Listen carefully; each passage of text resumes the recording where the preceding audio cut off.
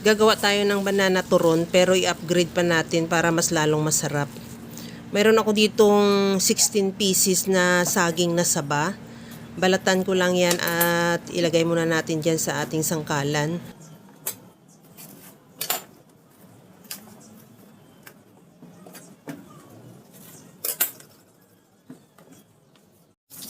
Ito na lahat yung ating saging. Hatiin ko lang sa gitna para hindi naman siya masyadong makapal pag binalot natin at madali siyang maluto. Kasi minsan pagka buo, hilaw pa yung loob niya, matutong na yung o sunog na yung ating lumpia wrapper. Para mas mabilis siya lutuin.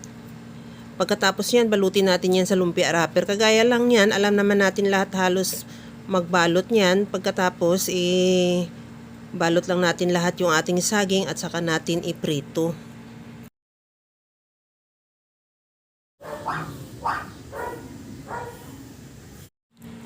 Magpainit na rin ako ng mantika sa kawali at iprito na natin yung ating turon. Medyo mahina lang na apoy muna ang gamitin natin para hindi agad masunog yung lumpia wrapper at maluto naman yung saging sa loob. Pagkatapos yan, antayin lang natin na mag-brown ang kabilang side at saka natin baliktarin. At kung halimbawa kagaya niyan, hindi pa masyadong pula, mas maganda yung ganun para hindi agad masunog. Baliktarin na lang natin hanggang sa maluto. Pagkaluto niyan, tanggalin muna natin sa kawali at ilagay sa strainer para makatulo yung excess na mantika.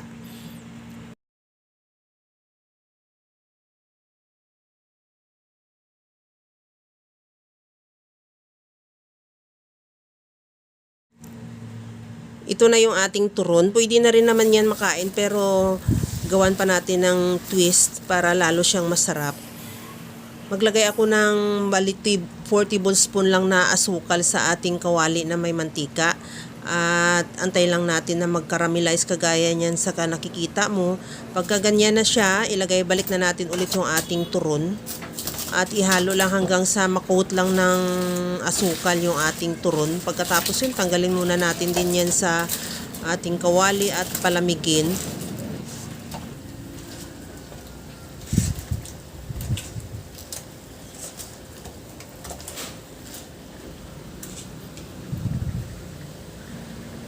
Mayroon ako dito dahon ng saging para ihiwalay natin.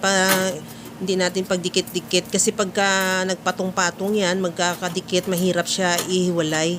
Kagaya niyan. Pero kung kagaya niyan na sa mainit pa siya, ipaghiwalay na natin para hindi tayo mahirapan pag nag-serve.